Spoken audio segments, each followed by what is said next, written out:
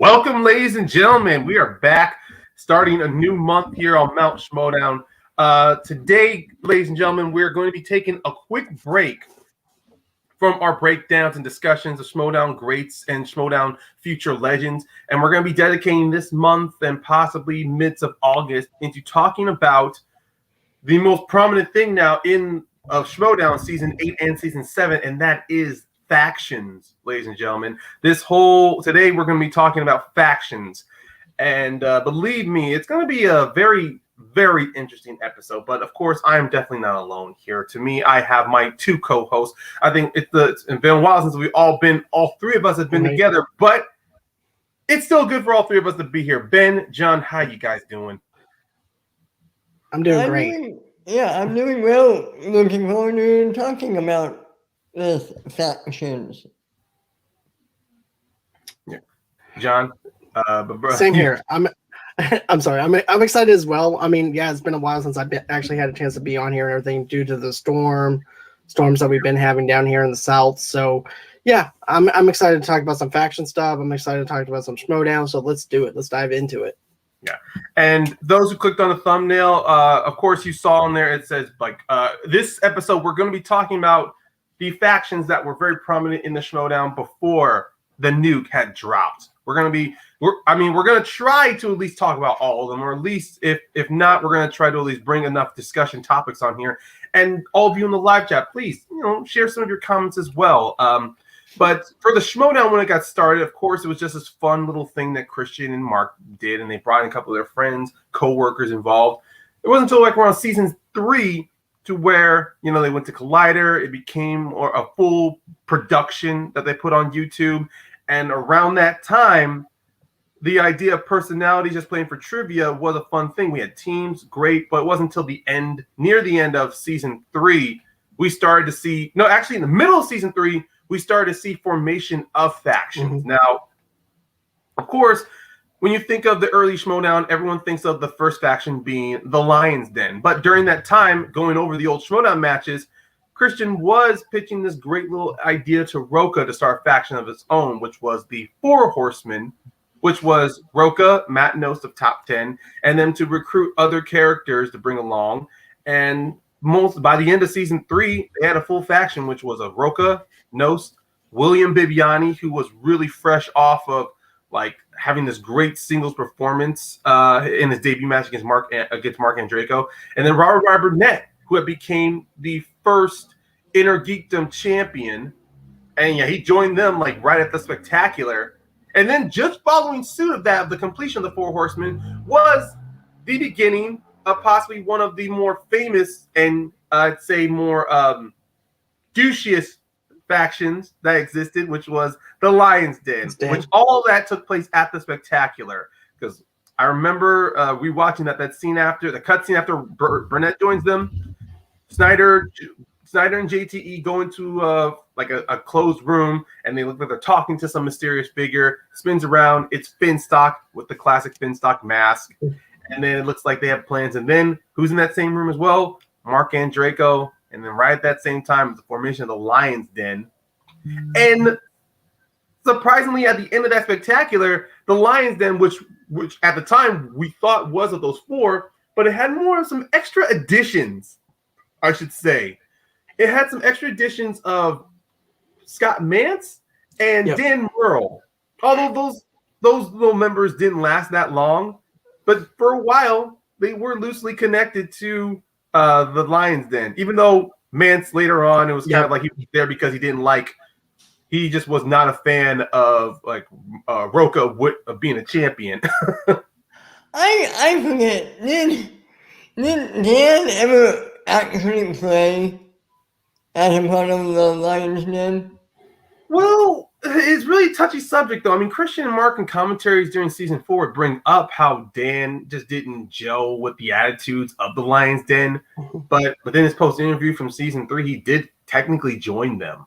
And maybe one of his first offenses, he was a member of the Lions Den. But then afterward, he just left them because they just didn't fit his style.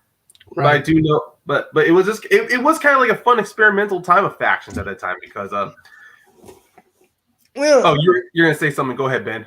I'm sorry, don't mean to interrupt you, but two interesting things I want to bring up here on both of these factions.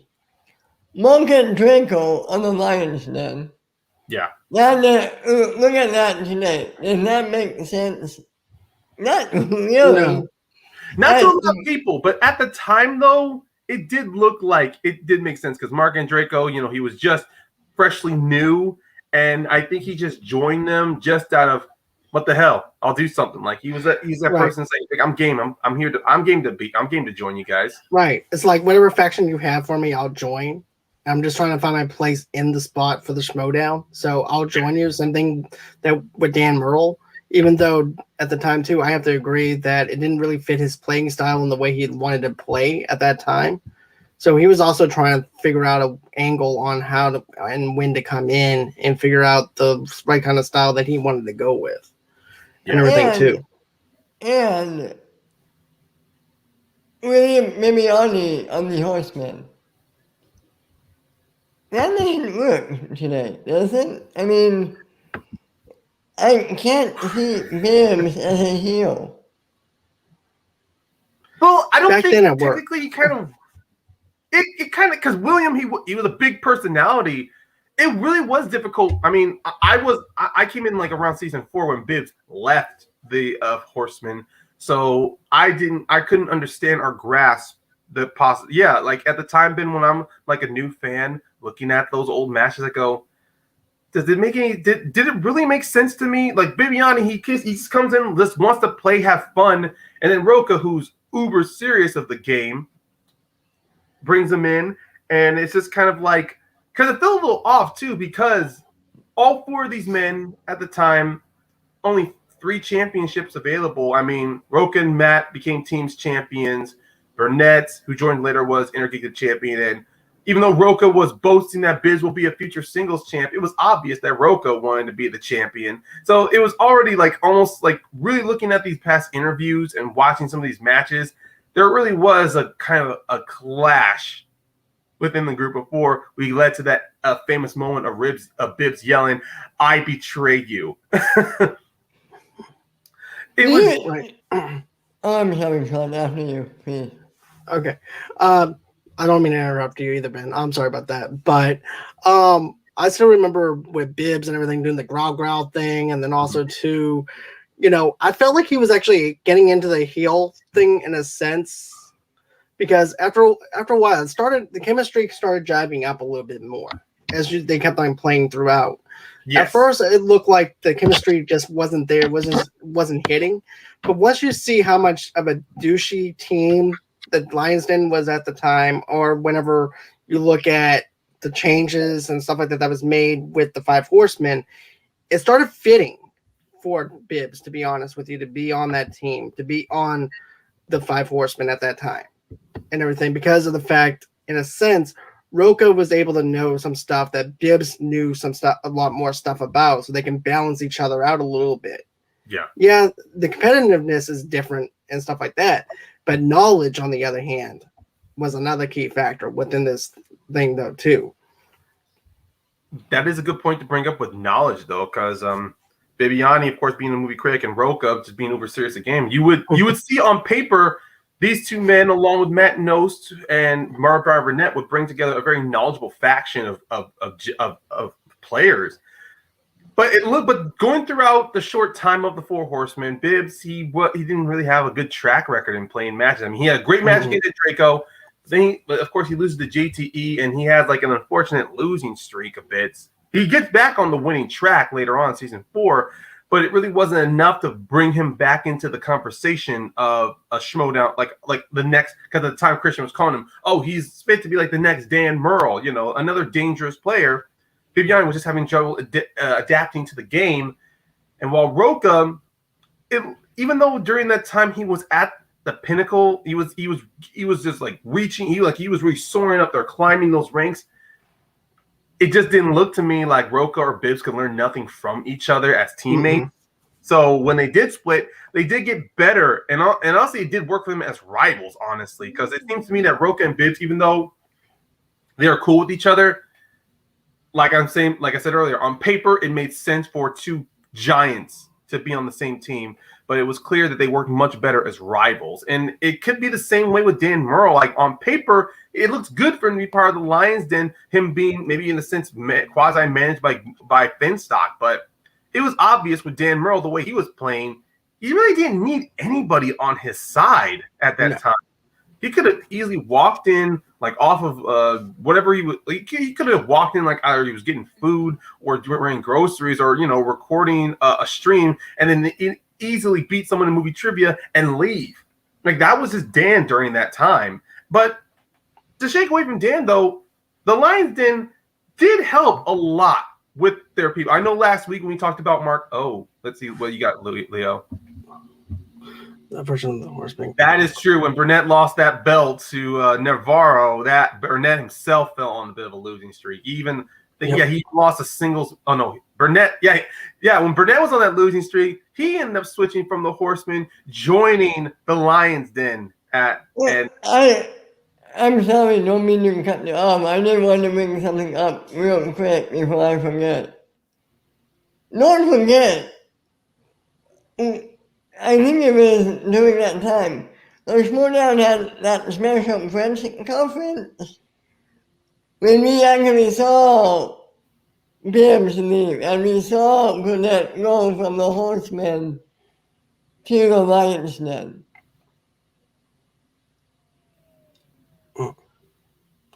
I thought to be honest with you, I thought it made sense for them to be doing that, to be honest with you, for Burnett to trade.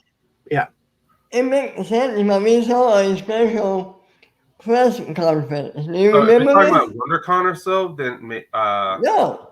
They made a special thing about the Horsemen.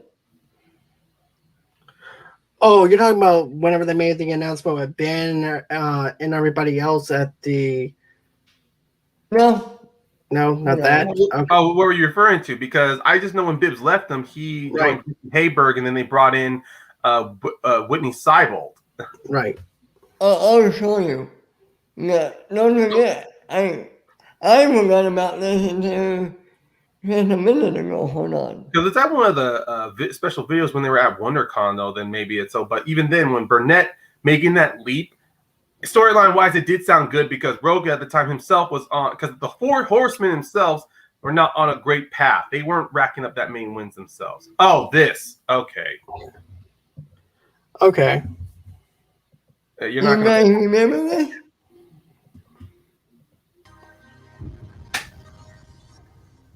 I won't say the whole thing. My road doesn't end until the belt is around my waist. Champion. I tried to make him champion. I'm going to clear this up right now. I'm going to make this up right now. You're better than them. And it's just too much. So what I'm going to do, head through curtains. No one could figure this out, but it's starting to come to light. It's starting to come to light of the collision. He showed that the person's mind. Guest, right. And then 5 minutes later, I'm not even kidding. I remember this. All right, man. Yeah. Great. Right. I see him randomly doing thumbnails in the mirror just to make sure which one's the right one. It's annoying. Well, and so John, that match. Yeah. Anyway, I do remember that though. Yeah. It was just trying to figure out like which video you're talking about because I wasn't sure if it was kind of like one of those inside Schmoedowns or if it was something they did like when they had panels at WonderCon. But yeah. That little special they did was pretty good. I did like that for the moment they brought it up there because, yeah, it showed a complete different changing of power in a way because after the collision when Bibiani left, the Patriots were like 4-0 on their run. Mark Draco, he was getting back into some winning ways. And with, let me see. Yeah, I mean, of course, top 10, they had lost another opportunity to challenge for the belts. And then, of course, with Robert Burnett, he lost to Jeremy Johns in order to play Hector Navarro. So, yeah, seeing how the Horseman was on that downward slope and how clearly it looked like for me with the Horseman, I think what was missing for them, it's not like they were alphas. It was just that all four, they were headstrong, pretty much prideful guys. Right. But they just had no, pretty much, like with the Lions, and they probably needed a manager in order to balance them out, in order to work together with them, which you do see Roca learn from in the next iteration of the Horseman, the third iteration, when they bring in Gucci to be a part of that team. And then you see how that benefited them, because when the Four Horsemen ended, it was just top 10. And then they reformed the Horsemen at the LA Live event by bringing in Riley, Inman, who was Interkingdom champion at the time, bringing Riley out of retirement, and then bringing Merle out of retirement. Like, once again, on paper, great faction.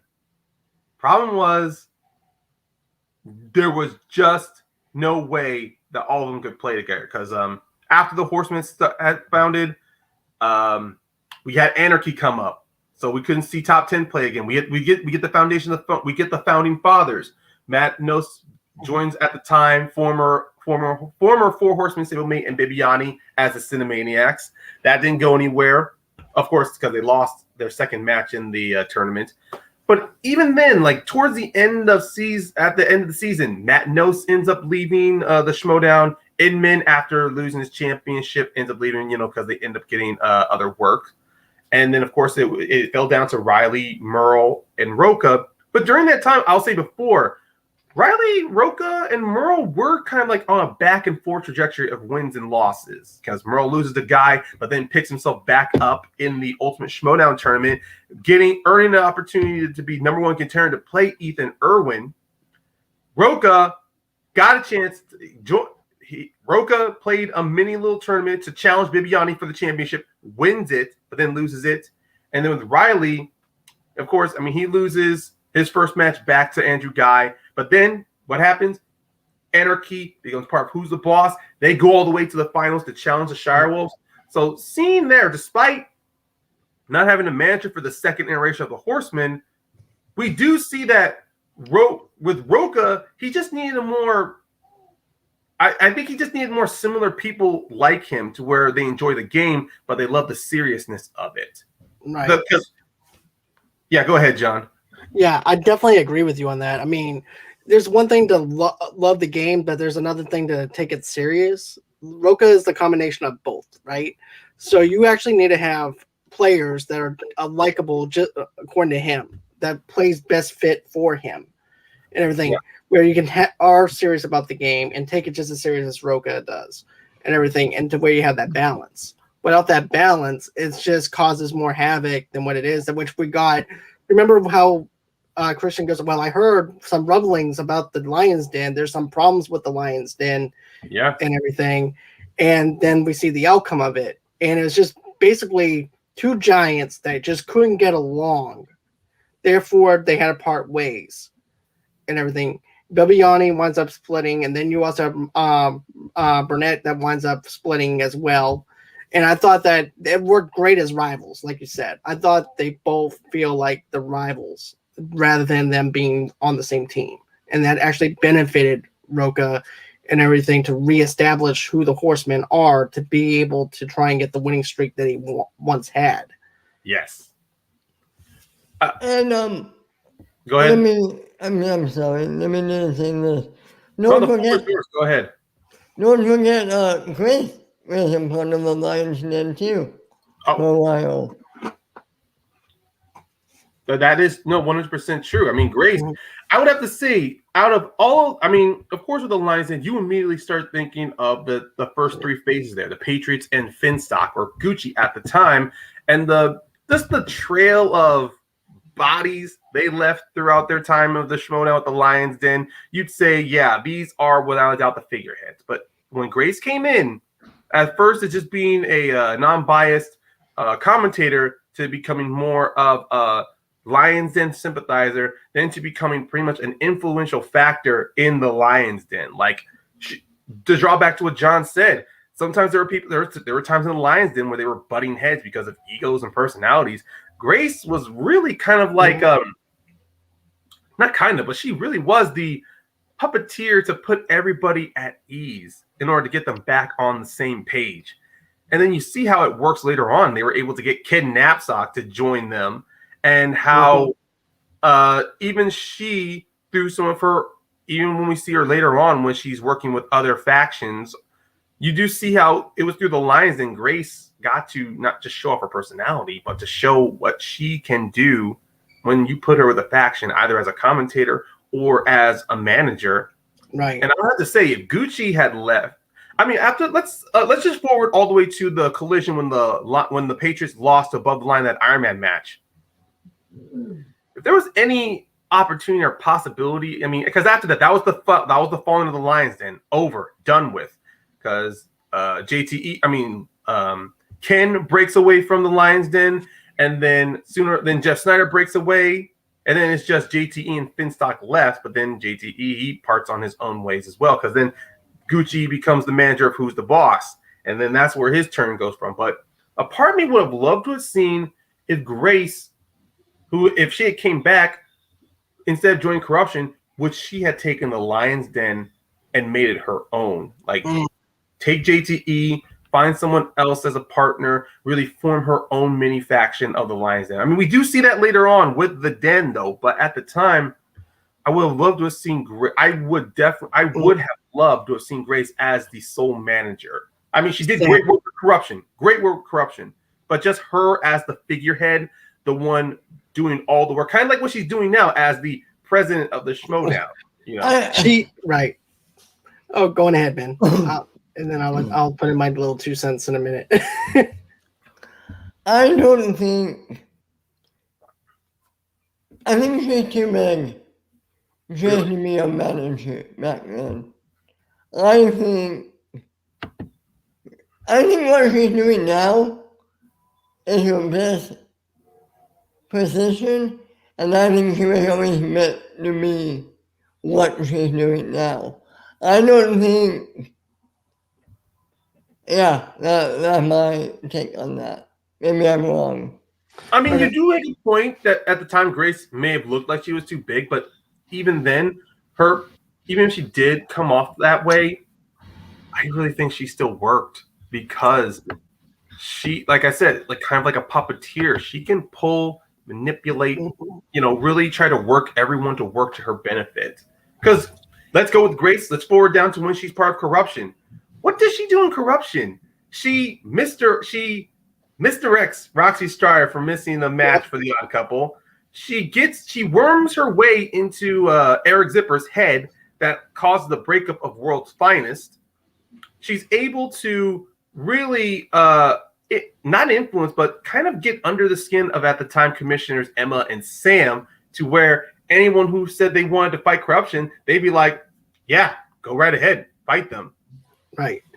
And going back to what you said about her as a manager going into this, I could actually see her being the puppeteer within the manager stuff, though, too, to be honest with you.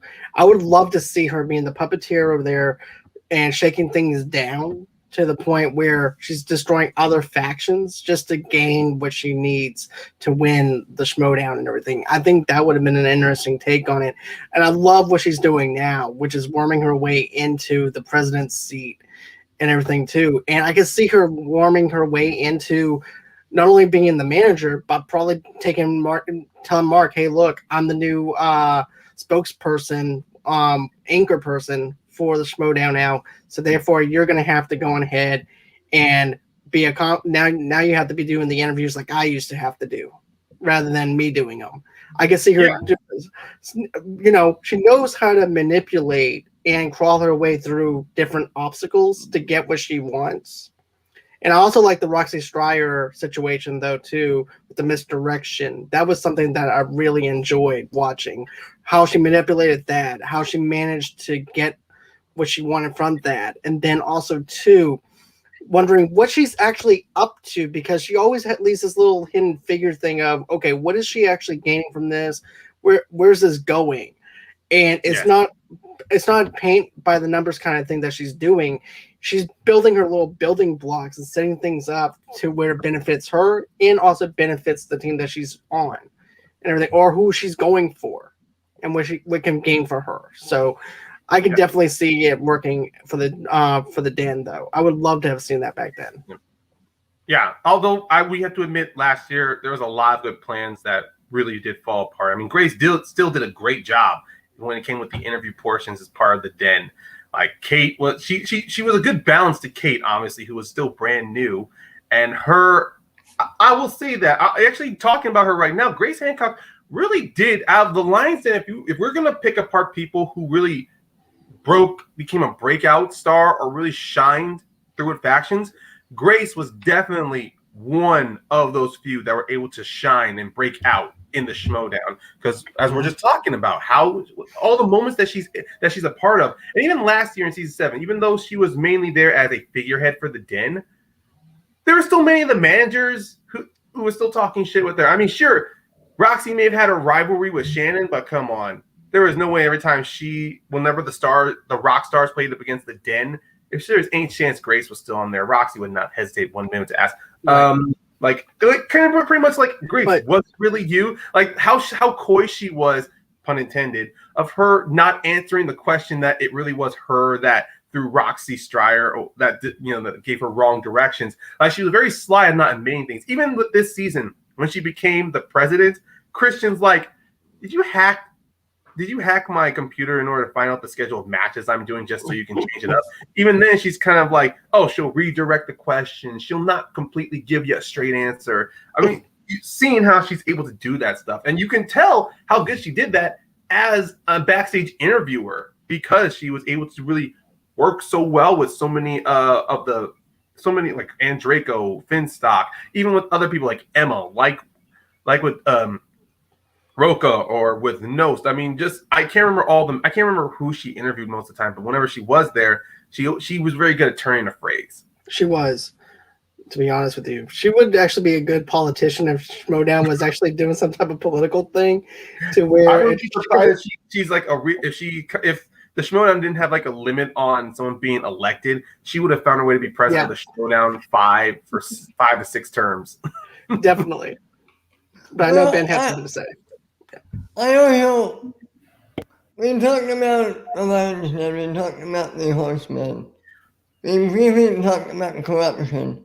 But I don't think we can fully talk corruption without bringing up what happened with DC Movie News and how Mike betrayed Roxy and everyone on that mini faction. What do you guys think about that?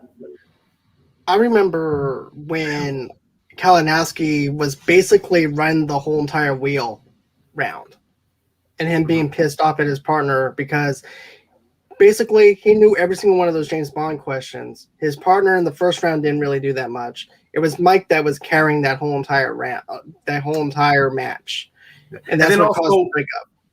Oh, and I was also going to add, when Team Action spun and got opponent's choice, Roxy comes in, and through discussion they decide to give them fantasy sci-fi, which Mike was very hesitant towards, and you can see how it wasn't beneficial, and it definitely added more into his rant to really wash his hands of DC Movie News, which is upsetting too, because at that time when Mike came in, I mean, yeah, he was playing the Steve Rogers, not Boy Scout, but pretty much trying to be the all good guy here.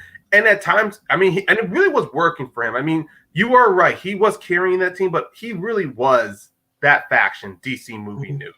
Because, sure, Adam Gertler was great. Adam Gertler was great as a team's partner, but there were times where he slipped up to where Mike had to pick up the pieces.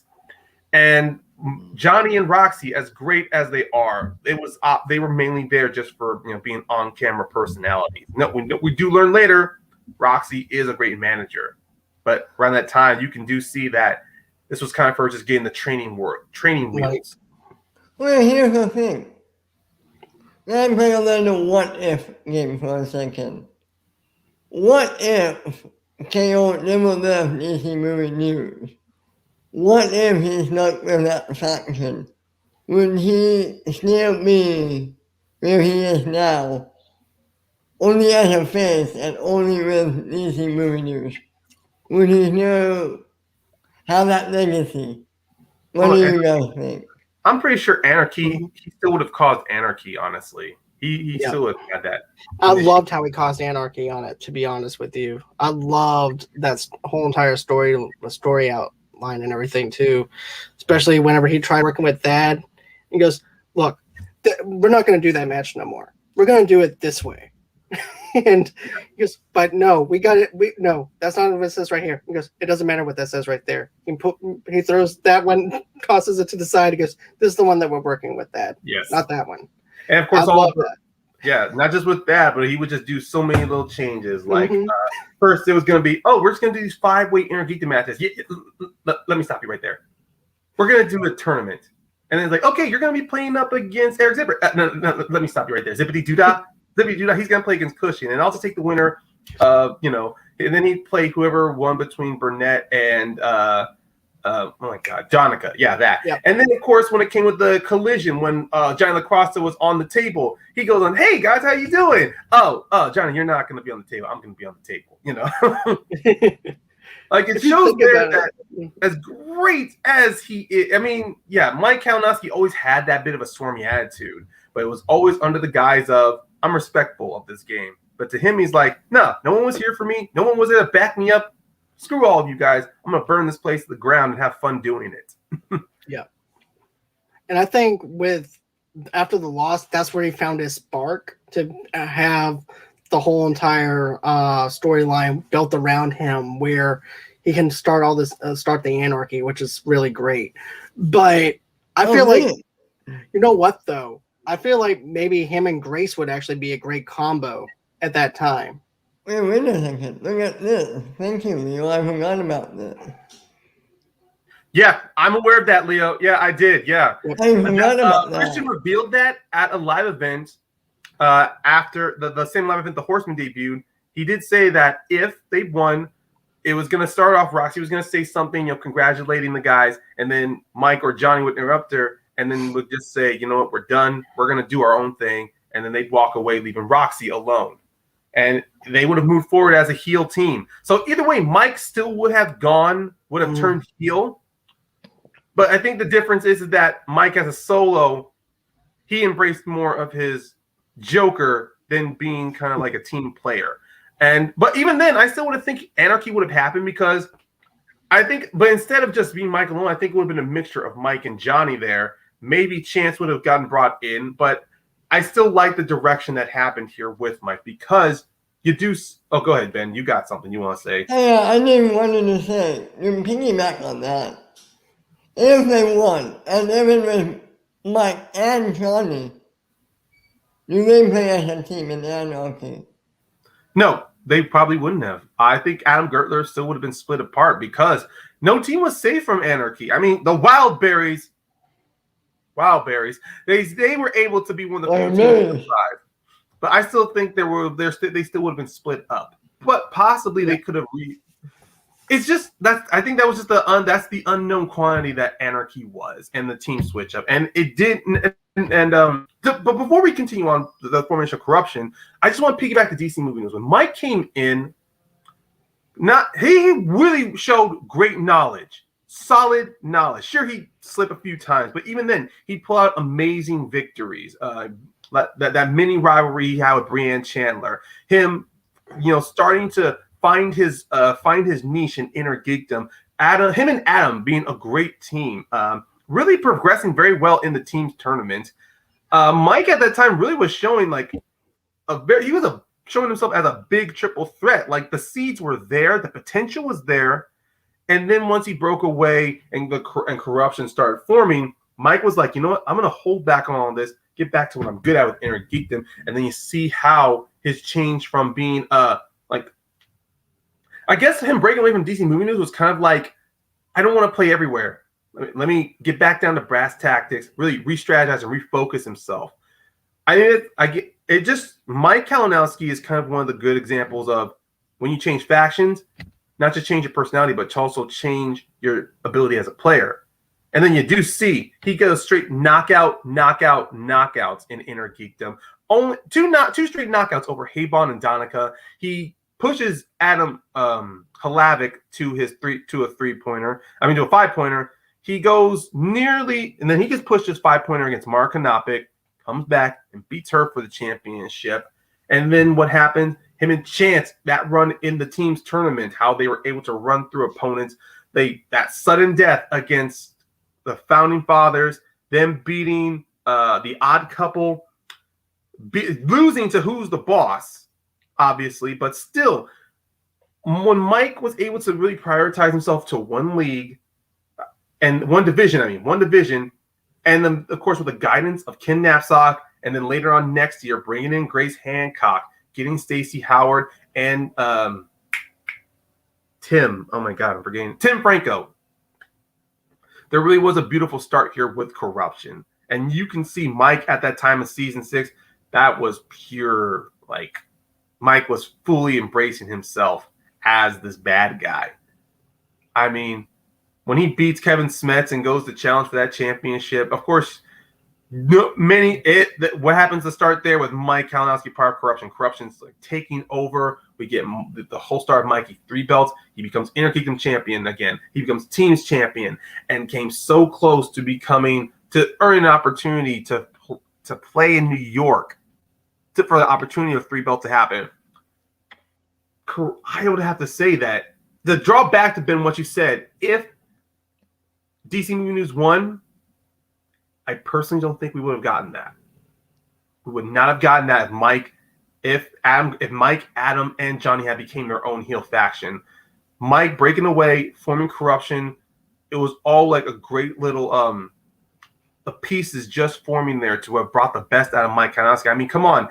Mike would not have been so damn I don't know. He so lucky with the wheel getting James Bond so many times. I mean, right. You have to look at that. Corruption brought the best out of Mike. It brought the best out of Ken as a manager. It brought the absolute worst qualities out of Grace as a puppeteer. And it definitely showed Chance as his great shining star. I mean, Corruption literally took the world by storm. Here's a thought. I never thought of it. If Mike and Johnny and Adam, thank you. If it is not their own little faction, we need to have gotten Shannon as a manager today.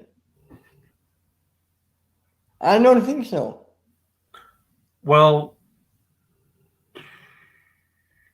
I mean, Shannon. I think Shannon still. It's really difficult to tell, honestly. Shannon made her appearance at the live event in San Diego. That was just kind of a spur of the moment there for Mike. Honestly, was not planned. It was definitely something that wasn't meant to happen. But when she showed up there, everyone's going, "Oh, who is she?" And then she gets a little more prominent, and then you see her really be brought towards the screen. It's really difficult to say. She did too, Ryan. She did. Yeah, she did. When Grace and were not there, it was just Shannon. Yeah, she did a great job. It's really a hard question to answer because I kind of want to say Shannon would have came in, but still. There is a part of me. I know Holland said he was going to do this and now he doesn't have time and get it. I totally get it. I still would you see some of those what if matches take place for the Patreon.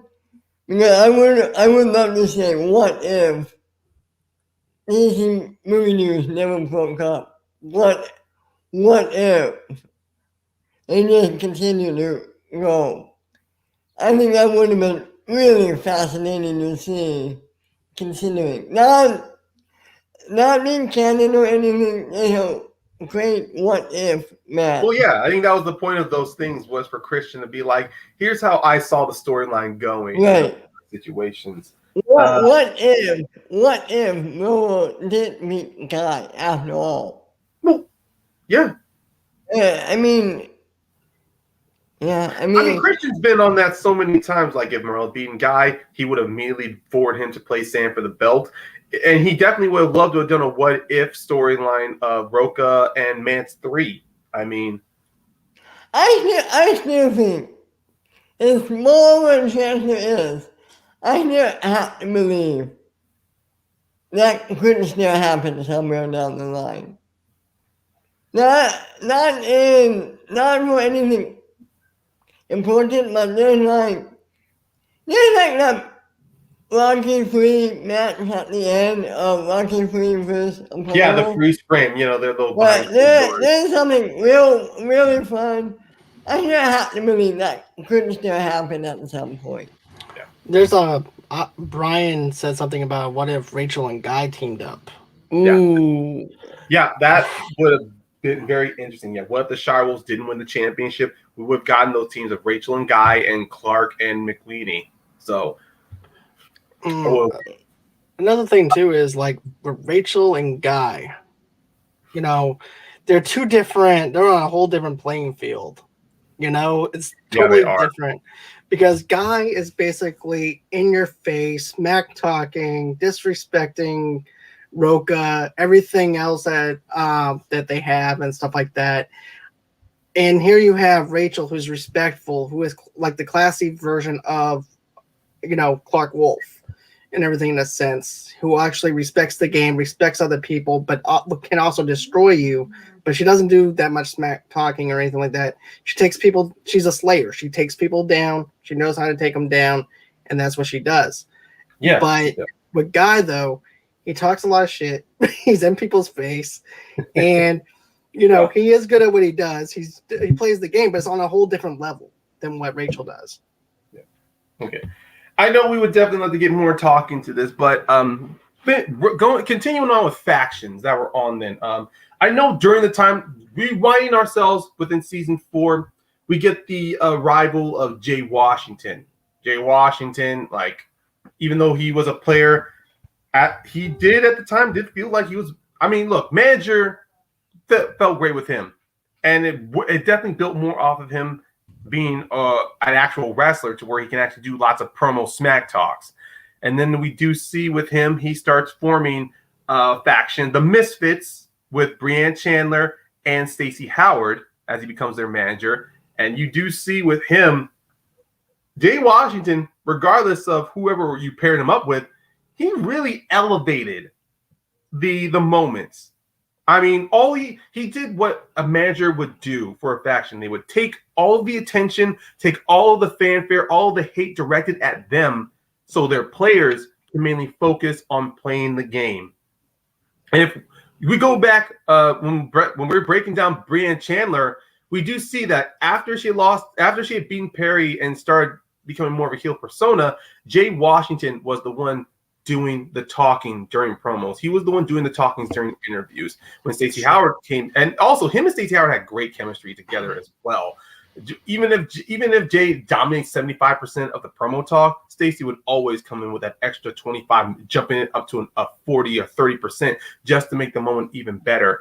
And seeing Jay, I believe he was on par being a good manager, as good as Finstock, honestly, because he loved working with people that can that he can bounce great ideas off of, which is why it went from the Misfits then to the Viper Squad, bringing in Janine the Machine. I mean, we mentioned too a good pairing, Janine and Jay, a great manager-player pairing. Absolutely, and I mean this in the best possible way. Jay is a great mount for the Schmoedown. He can think fast on his feet. He always has his storylines are always entertaining, and everybody can't wait to see whatever comes next for him. And he is awesome. I wish he wouldn't come back. Well, I mean, same here. Technically, he is back as the commissioner, but it's mainly just an on-screen role, kind of like with Grace, though. So, right. I mean, I do agree with you. I would love to see Jay come back as well. I mean, he really was meant to come back.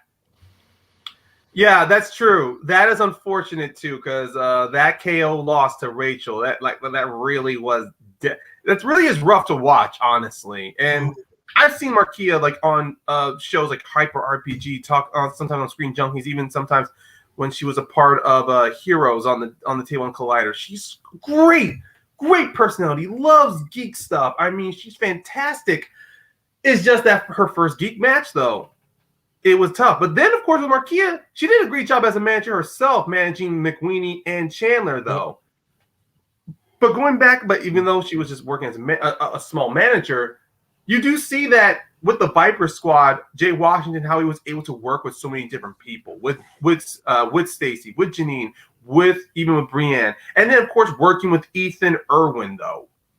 Like I was saying before, what you did mention earlier, Ben, regarding us talking about managers and how I said that they're kind of like hand in hand with factions. Jay is an example of a manager that it doesn't matter it doesn't matter how many times you rename a faction. Jay is that consistent manager who's always going to want to work with so many good people. And you do see how he and Ethan work so well together with each other. I mean, Ethan, like before, he just gets to play, and you see Jay just get to be the mouth. But I do like how, rewinding, when Jay played up against Kevin Smits, Ethan was there in the promo with him. You could see how Ethan just wanted to have fun, and Jay's just being all like bad, doing this promo talk. And of course, Jay's best line whenever he ends, like, there's two things you can do about it: nothing and deal with it. Damn it! And I do love how he's about to finish it up. Ethan just grabs the mic and he says, "Nothing and deal with it." And he's just. I would love to see a smack talk between Jay Washington and Kaiser. I want to see them going back and forth. That would be awesome. They did go back and forth on Facebook and Twitter with each other, building up that match. But even then, yeah, and on screen, seeing those two just do promo after promo against each other. I mean, if Jay was a manager in season 7, believe me, during those manager interviews, we would have gotten true gold between those two. Oh, man. The smack talking. Oh, God. The player who didn't have to do anything. The truly. After you. That's why I really want Jay to come back as a manager. I mean, they did that tease earlier this season that he was corrupting Chandler to turn against Winston. And if Jay did come back as a manager, it really would have been fantastic to see how he interacts with Roxy, Shannon, with Kate, the new Kate, Finstock, and even with Coy and with Sam Levine, knowing that Jay can talk with the best, he can keep up with them. I mean, knowing that if Shannon, someone else who's great at turning a phrase. I mean, seeing how Jay can bounce off of her as well. I guess seeing how with these factions, though, I mean, Jay obviously, this is when it comes to the faction, Jay was clearly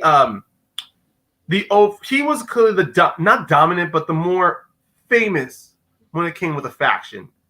Regardless of how great Janine, Stacy, Brienne, and Ethan are, Jay was someone you would immediately see if you ever put him in a faction, because how much of the, and not in a bad way, but just how much of the attention he would, take away from it. I would put him on the same level as Gucci, as a manager. Yeah, I would say that, yeah, he and Gucci would be the kind of people who would take the attention away so the players can focus on just playing the game. Right. Man, yeah, I would like to see a manager role with Jay and Kaiser, with Gucci, and maybe with Roxy. That would be fun. And Shannon. It would have to be like that.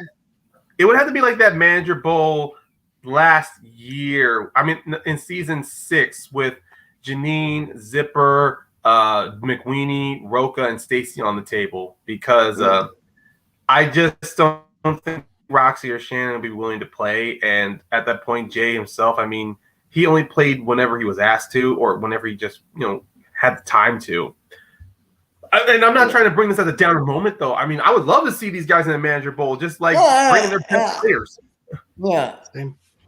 Yeah. Now, But yeah, I know we. Oh, go ahead, John. John, keep going. Sorry. Whenever we saw Jay back into this again as a commissioner and stuff like that, I was actually excited. I'm like, okay, is this going to be the return of him being a manager coming up maybe next season or something like that? Because just seeing Jay just makes me happy to see him back again.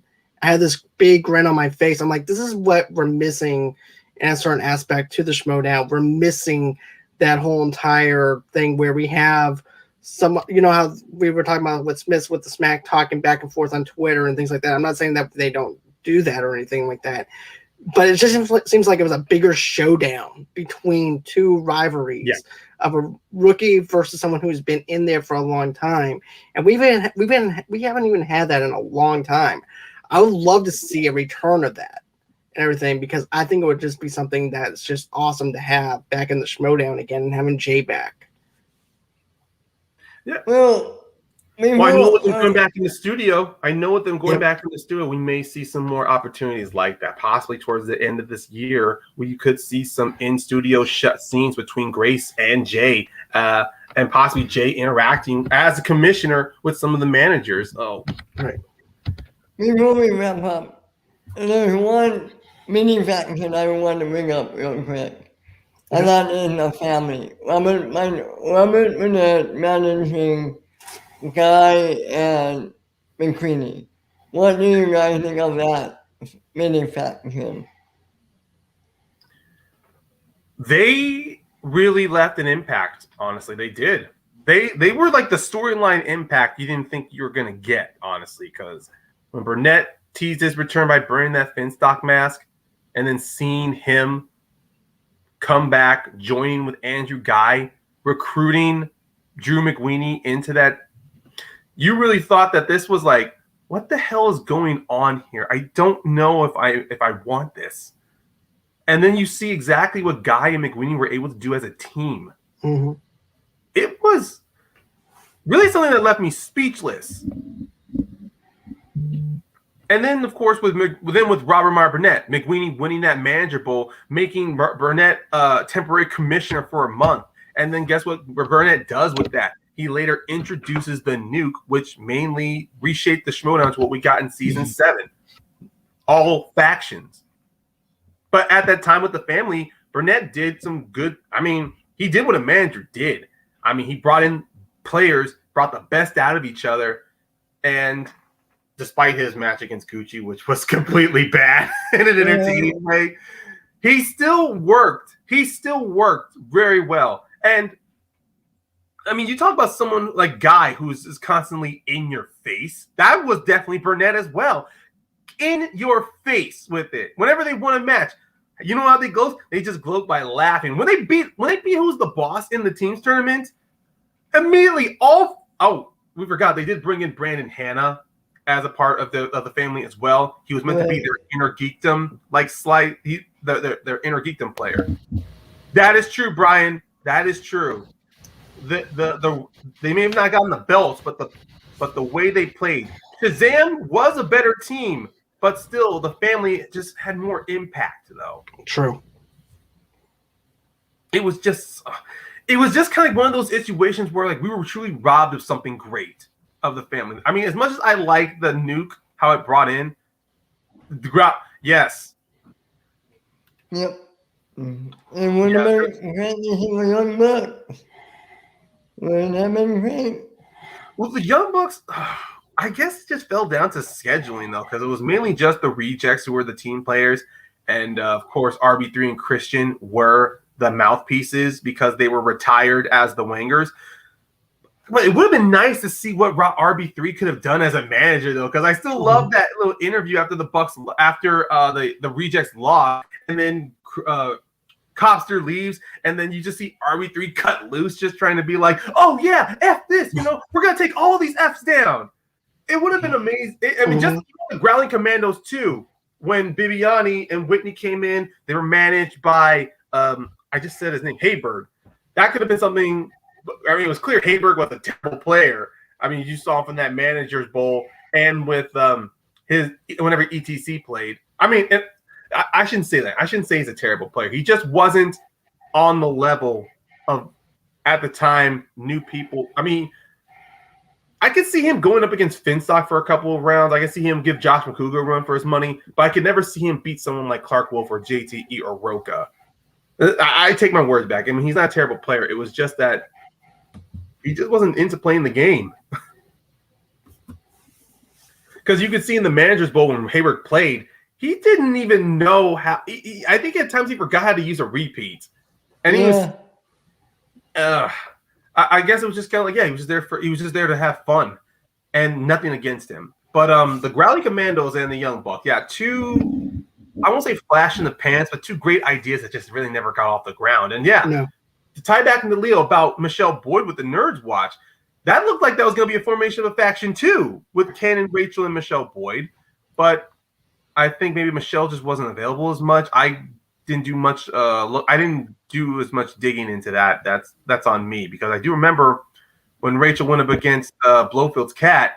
There was Michelle Boyd was mentioned, like, how about you just bring her in if Ken doesn't show up? But that I do want to mention on, and it's going to tie back into corruption, to where Ken was showing signs of stepping outside as a player into more of a manager, and then once he joins Mike and Chance as part of corruption, God damn it, Ken just shows once again why he's just so damn good on the mic.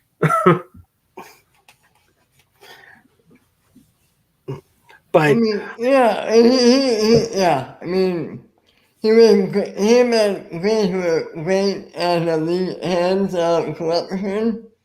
Love what they were able to do. Yeah, it was a great start of them and Mike, and it was a great appetizer of what was yet to come from corruption the following year. I would say they were more like an appetizer, but they were kind of like what the Five Horsemen was to when we got the Horsemen. They were a step. They were a good bridge. They were kind of like another platform to what corruption became. Because to jump back with the Five Horsemen, it was like half a season. But even then, like I said, Merle, Riley, and Roca, even though they had some embarrassing losses, but they had some very, very high wins on their belt, under their time. And then when they did join, bringing in Bateman and Gucci at that Houston live event, what happened moving forward? The Founding Fathers become champions. Dan Merle, he was already singles champion at the time, but he defends his championship he loses obviously to Paul Oyama, but he and Roca do a great run in teams, becoming champions, being able to win the belts in Orlando and then retain at Spectacular. Mark Riley, even though he didn't play as much, he did have himself some very good, solid matches with the Five Horsemen. And then, of course, with Ben Bateman, the run he had in the singles tournament, leading him to KO Paul Oyama to win that championship as part of the Horsemen. It was just kind of like that's how it was. The Five Horsemen and corruption during the Horseman corruption, it was just the beginning of what we got in season 7 with the Finstock Exchange and corruption alone. And you know what? I know there's more we can talk about, but before we do end this, I do have to finally say we do need to talk about a faction that is close to my heart, a faction I still want to come back, a faction I desperately crave to come back, and that is, without a doubt, the Five Club. The Five Club. And we've mentioned this already with Clark Wolf and with Mark Andreyko, and of course even with Emma Fife when we talked about her in the past. I still think the Five Club is 100% a great example of a faction that looks great on paper and works great in real life. Yep.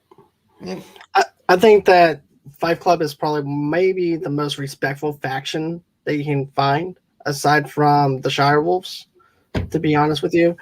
And I always liked Emma. Hands down, one of my favorite geek girls. Especially with that moment whenever you have Edmund and her both getting a question right and high-fiving each other over that question. That was just awesome right there. And then, then her with the Harry Potter questions, which is 10 times hard and stuff like that too. Mm-hmm. It's just here's the thing. I love Emma. I want this faction to come back.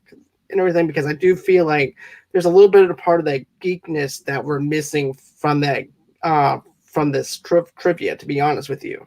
Yeah. I feel like she'll bring that whole entire likeness to that, to be honest. Well, don't you think Corey brought that and bringing that geekness to it? I feel he kind of brings a different level of it, though. I mean, Corey, you do see the passion of the geekness that it comes out of. Emma, she had more of like an earnest sense of it. Like, you can tell when she came in, she wasn't just being geeky just to look flashy in front of a camera. When she came out dressed as either as Khaleesi or as a Slytherin or as Rey, you can see on her that she was doing it because she just loved to do it. Yep. And oh, I'm sorry, after you. Well, I was going to tie in back with Emma as well. She was someone just like with Jay Washington, like with Finstock, like with Ken Knapsack, who transitioned from player to manager, who really showed just like, I mean, it's called the Five Club for a reason. Not because Emma was a star of it, but because she knew that her name was on that. She came to play as a manager, getting Mark Andreyko from the Lions Den with that opportunity for a #1 contender shot, and then seeing how she was able to bring in so many people in. While Sam Witwer, who was Star Wars champion, was a member of the Five Club, of course, he ends up, getting work as an actor, more work as an actor where he couldn't, be on camera a lot. But seeing how Emma was really able to get Mark Andreyko, to get Clark and Rachel so well on the beaten path that they were like we mentioned with Mark Andreyko last year, he had probably one of his best seasons being part of the Five Club, even in the Anarchy tournament, being managed by Roxy and working with Jeff. He was at possibly what I would say his best during that year. And Clark herself, she had great matches. I mean, of course, her match against Sam Levine, going into sudden death, her and Clark becoming teams champions, winning the belts, defending them against Who's the Boss, that great defense against Creekly Acclaim, reclaiming them after they lost it to the Odd Couple, and even with Rachel herself, just focusing so well on inner geekdom, teams, even her short run in singles. Like, that was just a great time. As you say, John, the geekiness, the earnestness, and the friendship and familial bond that the Five Club brought. You do want to see in factions, we do see today, how we see with Coy, right, how Coy and Winston and Roxy treat their factions like family. How you see with Shannon, she and Kate, how they're so proud of the people that they bring into. How with Finstock, he brings in people who, not in a familial sense, but people who are similarly, who have similar minds like he is. Can you imagine if Emma and Roxy merged, and Roxy and the Odd Couple were part of the Five Club? That would have been something. I think it would have worked. I think it really would have worked, honestly. I mean, sure, Emma was, even though Roxy was still manager, I think she and Emma could have really did a good job working with their separate teams, honestly, because it was, no matter how much that Emma was there for Mark did feel more relaxed working with Roxy. And Emma, obviously, she loved working with Rachel and Clark. It was not like there was playing favorites here, but it was obvious that which player did prefer working with which manager. Which ones they drived up with the most and everything. And I feel like, too, whenever Andreyko joined the Five Club and everything, I thought that was actually a perfect fit, to be honest with you, because you can tell a difference in his playing ability and how relaxed he was with everything, and also, too, the chemistry that her and him have. Yes. At that time. So, I definitely love that pairing, to be honest with you. Ben,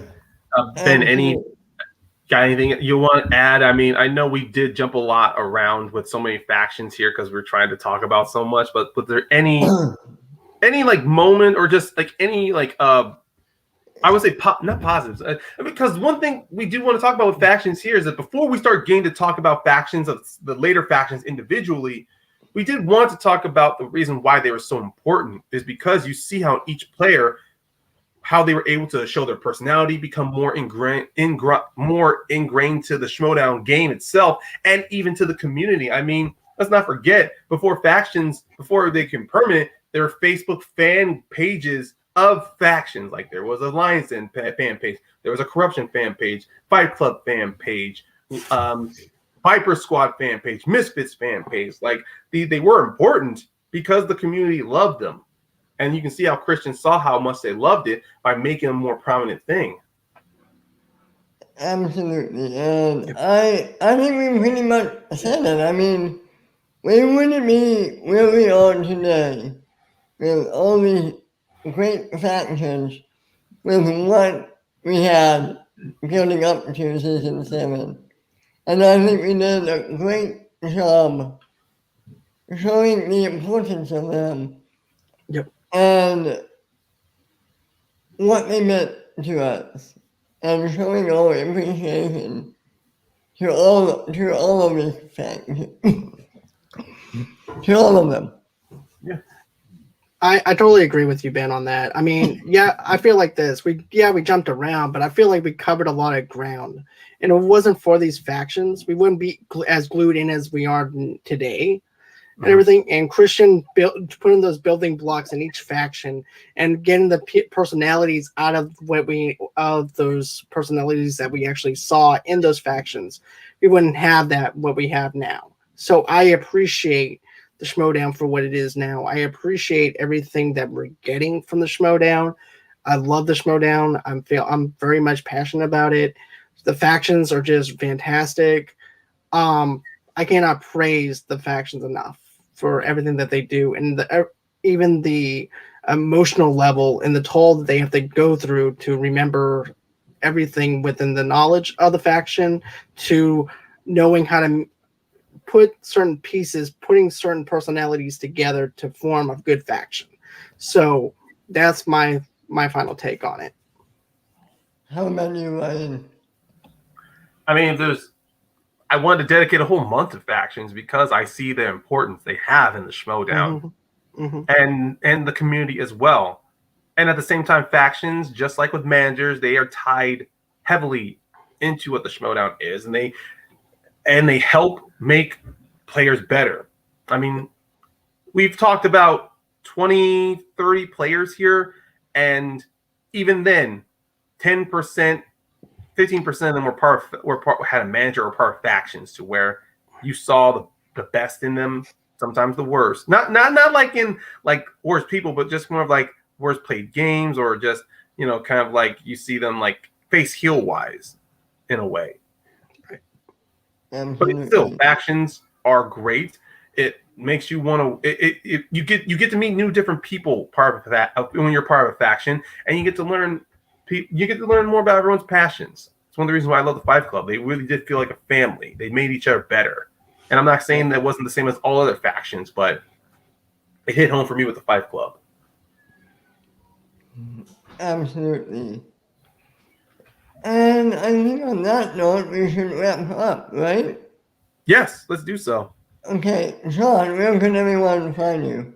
All right, so everybody can go on and follow me at Movie Lovers Unite on Facebook, underneath the same name on Instagram, and on Pinterest as well. Another thing too is on Wednesday we do our Loki after shows at 8 o'clock Central Time, 9 o'clock Eastern, 6 o'clock Pacific Time, and then the day after we're doing our Rambo 3. This is part of our Rambo series that we've been reviewing. So JTE will be on the show at 4 o'clock Central Time, 5 o'clock Eastern, 2 o'clock Pacific Time. So those are the only 2 shows that I'm doing for this week. I'm going on like a little small mini vacation with my podcasting. I've been doing podcasting for 3 years without a break. So now I'm just taking a little bit of time out just to, recollect my thoughts and stuff like that. Another place that you can actually reach me at is on Twitter as well, Movie Lovers Unit over there. And of course, at movieloversunite@gmail.com if you want to reach out to me. If you want to go ahead and donate maybe $5 to $10 to my page, you're just going ahead, go to GoFundMe.com/Movie Lovers Podcast. And then, of course, for all your entertainment needs and wants, just go to MovieLoversUnite.com. How about you, Ryan? Where can everyone find you? Well, Everyone can find me here on Schmoes, the North Network, being part of Mount Schmoedown. As for the rest of this month, we are going to be talking about factions. Now, we did spend a lot of time talking about the factions before season 7, but next week we are going to start talking about some of possibly some of our favorite factions or some of the factions that's left. Like that, it's going to be difficult, but we're going to surprise all of you for the factions we choose to talk about and some of the special guests we hope to bring on to talk about some of these factions. And sometimes you guys can definitely find me occasionally on the Schmoedown Night in Canada. And if some of you guys are wrestling fans, I mean, currently right now, my wrestling podcast, Wrestle Ramblings and Rages, is right now on a break as we are readjusting a little bit, or at least trying to schedule out a couple of episodes ahead of time so we can start cranking out our recordings on a continual basis. But even then, go to Spotify, Podbean, Apple. Listen to some of the past episodes or some of our reviews on some wrestling shows, pay-per-views, or even topics. And if you like it, just follow us and be updated on when a new episode comes up. Very cool, guys. And you guys, excuse me, you guys can find me right here at Ben_Radio on Twitter. Every Thursday on Shooting the Breeze, every Friday on Recapping the Past, every Saturday on Get This Ready on it. Also, every Saturday right here on Mount Schmoedown. You can find me sometimes on Schmo Night in Canada, and I'm all over the place. You guys can find me. And we'll be back next week for a new episode of Mount Schmoedown. But until then, everyone, have a good one and stay ready and all that. Bye.